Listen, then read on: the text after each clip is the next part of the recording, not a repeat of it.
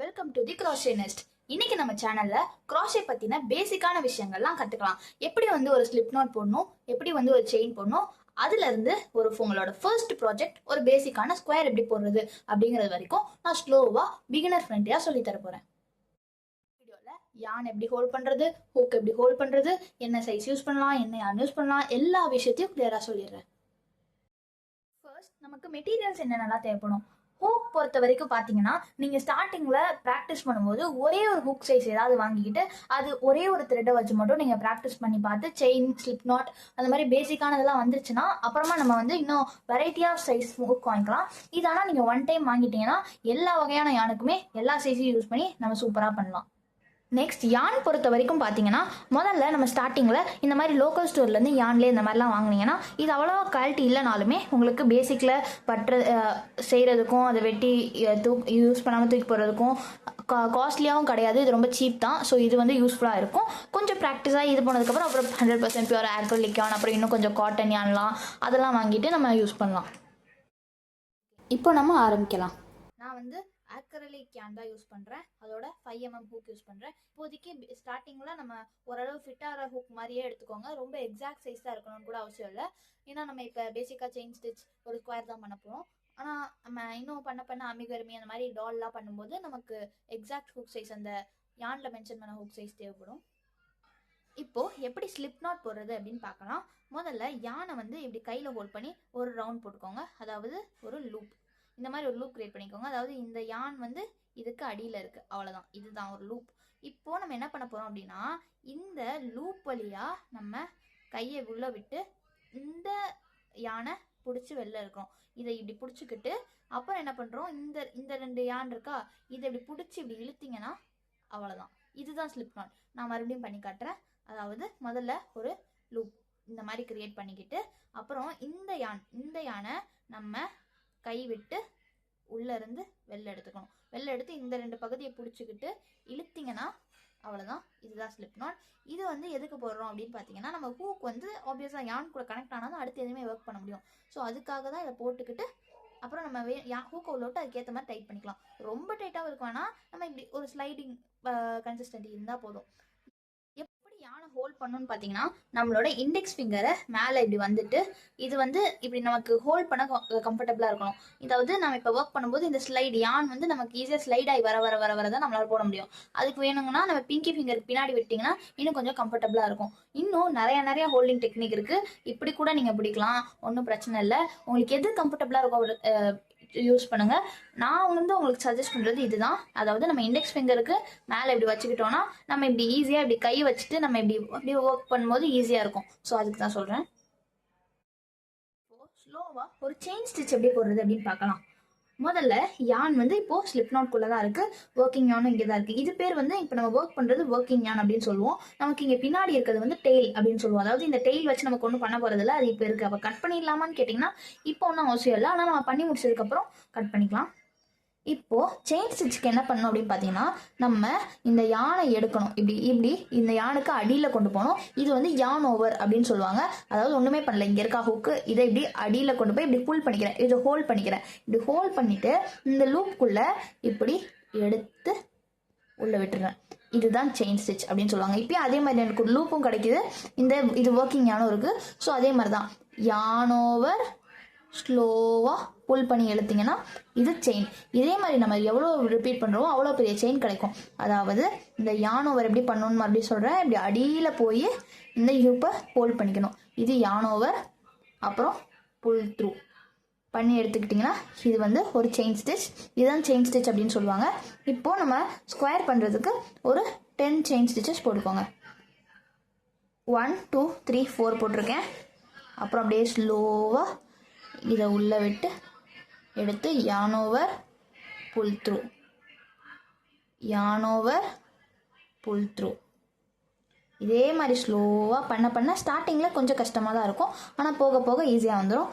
1 2 3 4 5 6 7 8. நம்ம எப்படி இதை கவுண்ட் பண்றதுன்னா பார்த்தீங்கன்னா அப்படியே சடை பின்ன மாதிரியே இருக்கும். இது பார்க்கும்போது சடை பின்ன மாதிரியே இருக்கும். ஸோ இந்த மாதிரி இது ஒரு சடை, இது ஒரு சடை, இந்த வி இது 1, இது 2, இது 3, இது 4, இது 5, இது 6, இது 7, இது 8. இந்த மாதிரி தான் வந்து பேசிக்காக கவுண்ட் பண்ணுறதெல்லாம். நம்ம வந்து கவுண்டிங்கிறது கொஞ்சம் க்ராஷேல ரொம்பவே இம்பார்ட்டன்ட். நம்ம அதை போட்டுட்டு தான் நம்ம எக்ஸாக்டாக நமக்கு ஷேப்பு எல்லாமே கிடைக்கும். ஸோ இந்த இடத்துல நம்ம இப்படி தான் கவுண்ட் பண்ணணும். அதுவும் நான் வந்து ஒரு ஸ்டிச் அப்படின்னு சொல்லும்போது இந்த ஒரு வியை மட்டும்தான் இது கேல்குலேட் பண்ணுறேன். ஸோ அதையும் பார்த்துக்கோங்க. இப்போது நான் 10 செயின் ஸ்டிச் போட்டுக்கிட்டேன். இதை ஸ்லோவாக திருப்பி வீடியோவை பார்த்து நீங்கள் போட்டு பார்த்தீங்கன்னா கண்டிப்பாக வந்துடும். இந்த செயின் ஸ்டிச் ஸ்டார்டிங்கில் கொஞ்சம் கஷ்டமாக தான் இருக்கும். இப்போது நம்ம பேசிக்காக ஸ்கொயர் பண்ணுறதுக்கு சிங்கிள் க்ரோஷே அப்படிங்கிற மாதிரி ஒரு இதை யூஸ் பண்ணுவோம். அதுக்கு முதல்ல என்ன பண்ணணும் அப்படின்னு பார்த்தீங்கன்னா, இது வந்து நம்ம ஒரு செயின் ஸ்டிச், ஓகேவா, இங்கே இருக்கிறது ஒரு செயின் ஸ்டிச். அப்போது இந்த செயின் ஸ்டிச் ஸ்கிப் பண்ணிவிட்டு அடுத்த செயின் ஸ்டிச்சுக்குள்ளே நம்ம இப்போ ஒர்க் பண்ண போகிறோம். இப்போ பாருங்கள், இதுதான் வந்து செகண்ட் செயின் ஸ்டிச். இந்த செகண்ட் செயின் ஸ்டிச்சுக்குள்ளே உள்ளே போய் ஒர்க்கிங் யானை கிராப் பண்ணிவிட்டு வெளில வந்துடணும். இப்போ நமக்கு 2 லூப் இருக்கும். அதுக்கு மறுபடியும் ஒர்க்கிங் யானை போய் இந்த மாதிரி யான் ஓவர் பண்ணிவிட்டு கிராப் பண்ணி எடுத்தீங்கன்னா இது பேர் தான் சிங்கிள் க்ரோஷே அப்படின்னு சொல்லுவாங்க. நான் ஃபர்ஸ்ட் லூப் ஸ்கிப் பண்ணேன்னா அதுக்குள்ளே இருந்து தான் இந்த ஒர்க்கிங் யானே வந்திருக்கு. அதை மறுபடியும் என்னால் யூஸ் பண்ண முடியாது. ஓகே, அதனால அந்த இதை மட்டும் ஸ்கிப் பண்ணிட்டு நம்ம செகண்ட் செயின் ஸ்டிச்சில் இதுதான் வந்து சிங்கிள் க்ரோஷே அப்படின்னு சொல்லுவாங்க. நான் திரும்பவும் கூட பண்ணுறேன். அதாவது என்கிட்ட செயின் ஸ்டிச் இருக்குது. இந்த ஒரு இந்த இது புல் த்ரூ ஐ வருது பார்த்தீங்களா, இந்த ஒரு செயின் ஸ்டிச்சை அப்படியே இக்னோர் பண்ணிடுங்க. நம்ம அடுத்த செயின் ஸ்டிச்சுக்குள்ளே போகிறோம். இந்த இதுக்குள்ளே இப்படி இருக்குது ஹூக். இந்த ஹூக்குள்ளே வழியாக இந்த ஸ்டிச்சுக்குள்ளே உள்ளே போகிறேன். அப்புறம் யான் ஓவர் பண்ணுறேன், கிராப் பண்ணிக்கிட்டேன். அப்புறம் உள்ளே புல் பண்ணி எடுத்தால் எனக்கு 2 லூப்ஸ் இருக்குது. மறுபடியும் யான் ஓவர் பண்ணிவிட்டு அந்த 2 லூப்ஸ்குள்ளேயும் உள்ளேருந்து புல் பண்ணி எடுத்துட்டோன்னா இதுதான் சிங்கிள் க்ரோஷே. இதுதான் நமக்கு ஸ்கொயருக்கு பேசிக். இதை மட்டும்தான் நம்ம பண்ண போகிறோம். அதாவது மறுபடியும் ஒரு செகண்ட், அதாவது இது முடிச்சாச்சு. இந்த ஸ்டிச்சுக்குள்ளே இப்போ இது நிற்கிது, ஓகேவா.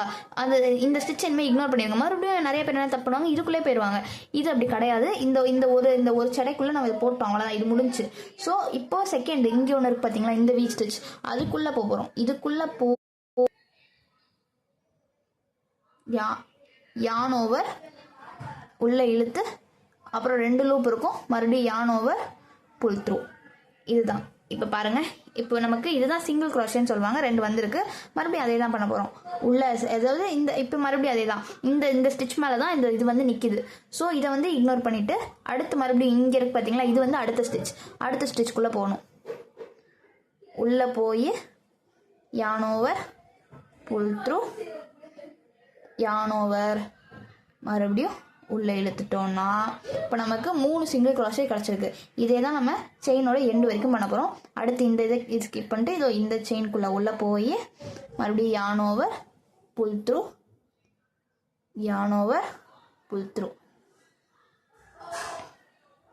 மறுபடியும் உள்ளே போய் yarn over pull through, yarn over pull through. அதே தான் மறுபடியும் நெக்ஸ்ட் ஸ்டிச்சுக்குள்ளே போய் yarn over pull through,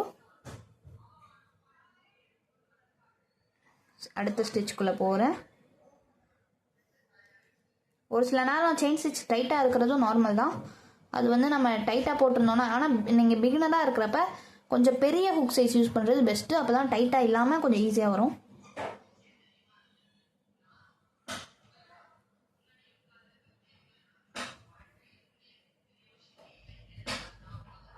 next ஸ்டிச்சுக்குள்ளே இதான் கடைசி ஸ்டிச். அதாவது கடைசி ஸ்டிச்சுக்கும் நம்ம ஒன்றும் பண்ண போகிறதில்ல. அது இங்கே இருக்குது. இங்கே வந்து நம்ம ஸ்டார்டிங்கில் ஸ்லிப் நாட் போட்ட இந்த நாட்டும் இருக்குது. அந்த நாட்டு கடைசியான இது அப்படியே யான் ஓவர் உள்ளே இழுத்து 2 லூப் இருக்குது, புல் த்ரூ. அவ்வளோதான். இதுதான் வந்து சிங்கிள் க்ரோஷே அப்படின்னு சொல்லுவாங்க. முடிஞ்சிருச்சு. இந்த சிங்கிள் க்ரோஷேவை சக்ஸஸ்ஃபுல்லாக முடிச்சிட்டோம். இப்போ ஸ்கொயர் பண்ணுறதுக்கு இதை கம்ப்ளீட் பண்ணிட்டீங்கன்னா அவ்வளோதான். நீங்கள் ஸ்கொயரே பண்ண மாதிரி. ஏன்னா நம்ம இதை தான் ஃபுல்லாக ரிப்பீட் பண்ணிட்டு போகிறோம். அவ்வளோதான். இப்போது அதே தான் ஒரு செயின் ஸ்டிச், அதாவது ஒரு டர்னிங் ஸ்டிச் அப்படின்னு சொல்லுவாங்க. இப்போ நான் ஸ்கொயருக்கு என்ன பண்ணணும், இப்படி இந்த பக்கம் இருந்து மறுபடியும் இப்படி ஒர்க் அவுட் பண்ணி வரணும், இப்படி ஒர்க் அவுட் பண்ணி வரணும். அதனால நான் இப்போ வந்து ஒரு செயின் ஸ்டிச் போட்டுக்கிறேன். இது வந்து ஒரு டர்னிங் ஸ்டிச் அப்படின்னு சொல்லுவாங்க.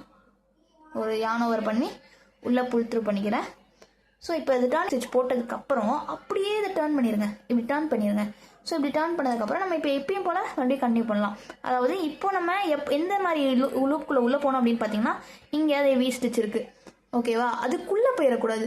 இப்போ நமக்கு இந்த இடத்துல இங்கே ஹோல் இருக்கா, இதோ இந்த இடம். ஸோ இதுக்குள்ள இது வழியாக தான் போகணும். இங்கே உள்ள வழியாக போய், அதாவது 2 லூப் இங்கே உங்களுக்கு மேலே தெரியணும், இப்படி இருக்கணும். ஸோ மறுபடியும் yarn over, pull through, yarn over, pull through. அவ்வளோதான். இதே மாதிரி தான் இங்கேயும் வந்து ஒரு ஹோல் இருக்கா, இது வழியாக. ஸோ இது வழியாக போகணும், அடுத்து இது வழியாக போகணும், இது வழியாக, இந்த மாதிரி வரிசையாக. ஏதாவது இந்த வி ஸ்டிச் இருக்கா, அதுக்கு அதாவது அது ரெண்டுத்தையும், இந்த வி ஸ்டிச்சை இப்படி அந்த ரெண்டுத்தையும் ஹூக் மேலே இருக்கணும். ஹூக் வந்து அந்த வி ஸ்டிச்சுக்கு இப்படி கீழே போகணும். அங்கேருந்து yarn over, pull through, yarn over, pull through. அதே தான் மறுபடியும் உள்ள அதே இடத்துக்கு நான் சொன்ன மாதிரி உள்ளே போயிட்டு yarn over, pull through, yarn over, pull through. இப்போ இதே தான் பண்ண போகிறோம் நம்ம. yarn overல pull through, pull through. So இதை மாதிரி தான் நம்ம இப்போ கன்டினியூ பண்ணிட்டு போகிறோம். மறுபடியும் நான் அடுத்த இதுக்குள்ளே போகிறேன். yarn over, pull through, yarn over, pull through. மறுபடியும் அடுத்ததுக்கு போகிறேன்.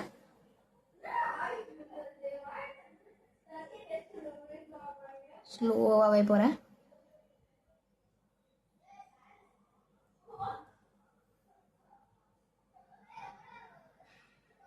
இப்போ நம்ம எண்டு வரைக்கும் வந்துட்டோம். அதாவது கடைசியுமே நமக்கு ஒன்றும் மாற போகிறது இல்லை. அதே தான் இங்கே நான் அந்த ஹோல் எல்லாத்துலேயும் காமிச்சல, அது இந்த ஹோல் இருக்குது, இது வழியாக தான் போகணுன்னு. அதே தான் கடைசியும் அதே தான் உள்ளே போயாச்சு. இப்போ மறுபடியும் என்ன பண்ணோம், நம்ம மறுபடியும் டர்ன் பண்ணோம். அதாவது மறுபடியும் இந்த பக்கம் மறுபடியும் ஸ்கொயருக்கு இப்படி வரணும். ஸோ அதுக்கு yarn over பண்ணி ஒரு pull through, அதாவது செயின் ஸ்டிச் போட்டுக்கிட்டு டர்ன் பண்ணிக்கோங்க. இப்போது அதே தான் மறுபடியும் நம்ம என்ன பண்ண போகிறோம், அதே மாதிரி நான் சொன்ன மாதிரி இந்த இடத்துல இருக்க, அதாவது இந்த வி ஸ்டிச்சை மேலே வரணும். வி ஸ்டிச்சுக்குள்ளே இங்கே போயிட்டீங்க நான் அதுக்கப்புறம் மறுபடியும் yarn over பண்ணி pull through பண்ணி சிங்கிள் crochet. இப்போது இதுதான் ஃபுல்லாக கன்டினியூ பண்ண போகிறோம். இதை தாண்டி வேறு ஒன்றுமே இல்லை.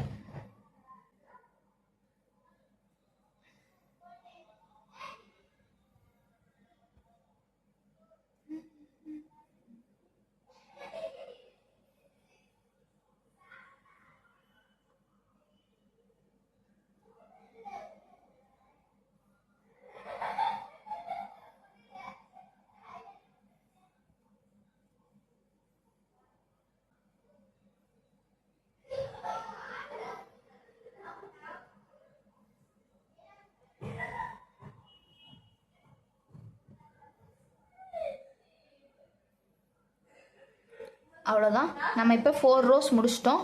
இப்போ மறுபடியும் அதே தான் டர்ன் பண்ணுறதுக்கு செயின் ஸ்டிச் போட்டு இதை டர்ன் பண்ணிட்டு இதே மாதிரி பண்ணணும். இதே மாதிரி இன்னும் கொஞ்சம் ஸ்கொயர் வர வரைக்கும் பண்ணால் நம்ம ஸ்கொயர் ரெடி ஆயிரும்.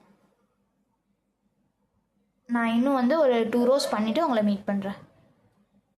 நான் இன்னும் 2 row முடிச்சிட்டேன். இப்போ இதுதான் ஆல்மோஸ்ட் ஸ்கொயர் வந்துருச்சு. இன்னும் கொஞ்சம் பண்ணிட்டோன்னா நமக்கு ஒரு ஸ்கொயர் ஷேப் வந்துடும். இதே மாதிரி தான் இப்போ நான் 10 செயின் ஸ்டிச் போட ஆரம்பிச்சிருக்கேன். ஏன்னா நீங்கள் ஒரு 20 செயின் ஸ்டிச் போட்டு அதுலேருந்து அப்படியே பண்ணிட்டே இதே ப்ராசஸ் தான் பண்ணிங்கன்னா உங்களுக்கு இன்னும் பெரிய ஸ்கொயராக கூட கிடைக்கும். இப்போ பார்த்தீங்கன்னா அவ்வளோதான். நான் ஃபுல் ஸ்கொயர் 8 rows போட்டிருக்கேன். ஒரு ஸ்கொயர் கிடச்சிருச்சு. இப்போது இந்த ப்ராஜெக்டை எப்படி என் பண்ணுறது அப்படின்னு பார்ப்போம். இப்படியே வெட்டிட்டு எடுத்துடலாமா இல்லை என்ன பண்ணுறது எல்லாமே தெளிவாக பார்ப்போம். முதல்ல இந்த ஒர்க்கிங் யானை கட் பண்ணிடலாம்.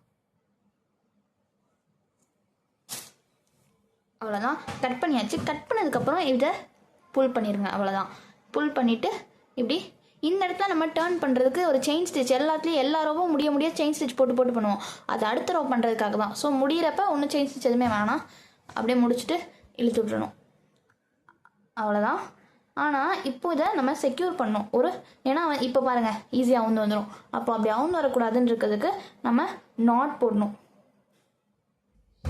இப்போது ஆக்சுவலாக நம்ம முடிக்கிறதுக்கு டை ஆஃப் பண்ணுறதுக்கு ஒரு மெத்தட் என்னன்னா, உங்கள்கிட்ட ஒரு வேளை நீடில் இருந்தது அப்படின்னா, அதாவது கிராஷே நீடில்னே தனியாக வைப்பாங்க. இல்லைனா அதாவது நம்ம வீட்டிலே இந்த சாக்கு பை தைக்கிறதுக்கு அது அதாவது நீட்டில் வச்சுருப்பாங்க. நான் அந்த மாதிரி தான் ஒன்று எடுத்திருக்கேன். கிராஷே நீடில் எடுக்கல நான். இது வழியாகவே நம்ம கம் கூட எஜ்ஜில் போட்டு கூட உள்ளே வச்சு நம்ம சீப்பாகவே பண்ணிக்கலாம். ஸோ இதை வச்சு நான் எப்படி ஹைட் பண்ணுவோம் அதை சொல்லித்தரேன். இல்லை இதெல்லாம் எனக்கு எதுவுமே வேணாம், நான் வெறும் முடிச்சு போட்டு இப்படியே விட்டுடலாம் அப்படின்னு நினைக்கிறவங்களுக்கு இன்னும் சிம்பிளாக ஒரு நாட்டே போட்டுடலாம். அவ்வளோதான், ஒன்றுமே இல்லை. அதாவது மறுபடியும் இந்த ஹோல் வழியாக கிராஷே ஹுக்கை உள்ளே விட்டு இதை வெளில எடுத்தேன். அதாவது இந்த ஹோல் இது வழியாக உள்ளே விட்டு இந்த இதை வெளில எடுத்துக்கிறேன். வெளில எடுத்தோடனே மறுபடியும் அதே தான், மறுபடியும் அதே இதுக்குள்ளே விட்டு கொஞ்சம் வெளில எடுக்கும்போது இந்த இதை மட்டும் விட்டுட்டா மறுபடியும் நமக்கு ஒரு லூப் கிடச்சிரும். அது வழியாக இந்த இதை விட்டுட்டு நான் எப்படி பண்ணுறேன் நல்லா பார்த்துக்கோங்க. அவ்வளோதான். இப்போ நாட் ஃபார்ம் ஆயிடுச்சு. ஸோ இதை இப்படி இழுத்துட்டோன்னா நாட் விழுந்துருச்சு. அவ்வளோதான் நம்ம முடிச்சிட்டோம். இப்போ எக்ஸ்ட்ரா யான்லாம் கட் பண்ணிடலாம். அவ்வளோதான். ஒரு ஸ்கொயர் முடிஞ்சிருச்சு நம்ம ஃபர்ஸ்ட் ப்ராஜெக்ட். தேங்க்ஸ் ஃபார் வாட்சிங்.